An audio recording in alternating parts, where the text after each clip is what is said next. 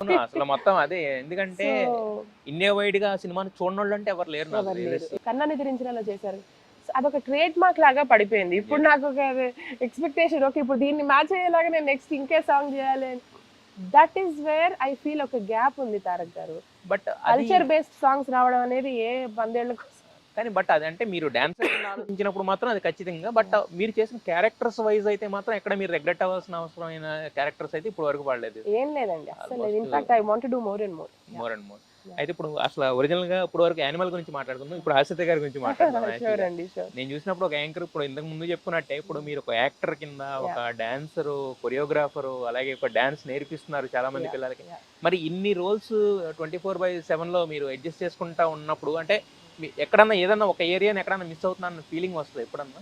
అంటే మిస్సింగ్ అని వస్తుందండి. ఎందుకంటే ఒక డిపార్ట్‌మెంట్‌లో వర్క్ చేస్తున్నప్పుడు ఇంకోటి ఇప్పుడు ఒక మూవీ సెట్‌లో మనం you are also the actor, also producer, director అన్నప్పుడు కొంచెం ఉంటుంది కదా! ఆ ఫీలింగ్ వస్తుంది కానీ యాక్చువల్లీ ఫ్రీలాన్సర్స్, ఆర్టిస్ట్‌కి, క్రియేటివ్ వాళ్ళకి ఏంటంటేనండి మనకి ఎంఎన్‌సీస్‌లో లాగా 9-5 నీ జాబ్ ప్రొఫైల్ ఇంతే. దీన్ని మించి నువ్వు యెస్. చేయకూడదు అనే లిమిటేషన్స్ లేవండి. హ్మ్. ఆ లిమిటేషన్స్ లేకపోవడం అనేది మనకు అడ్వాంటేజ్. హ్మ్. అలా అని చెప్పి ఒక స్ట్రక్చర్ గూడా లేదు. అదొక డిసడ్వాంటేజ్.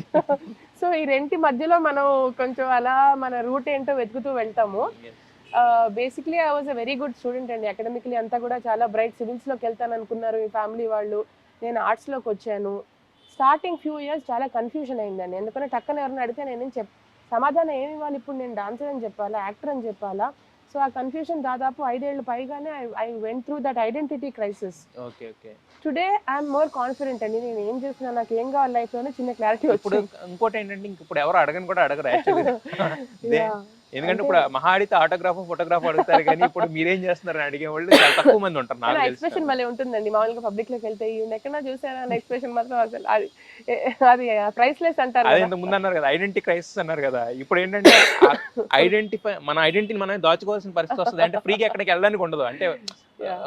కొంతమంది అంటే మన ప్రైవసీ కూడా ఇప్పుడు కొంతవరకు యాహ్! కట్ డౌన్ కానీ అవుతది ఈ యాక్చువల్‌గా. యాక్చువల్లీ మంచి పాయింట్ చెప్పారండి. ఆ ప్రైవసీ నేను అలాగే పెట్టుకున్నాను. ఎందుకంటే యూజువల్లీ యాక్టింగ్ దాంట్లోకి రాగానే first thing is body transformation చేసేసుకుంటారు. You yes. No they get into extreme workouts and skin, hair yes.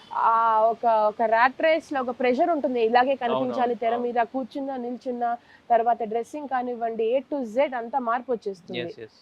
నేను ఆ ప్రెషర్‌కి ఐ డిడ్ంట్ సకంబ్ అండి. నేను తీసుకోలేదు. నాలాగే ఉన్నాను. యెస్. యెస్. దీనివల్ల maybe loss అయిందేమో.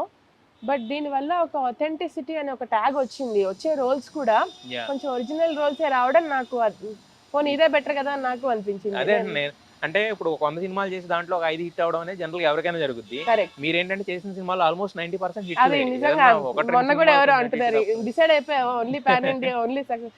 I said it's only pure luck nothing else.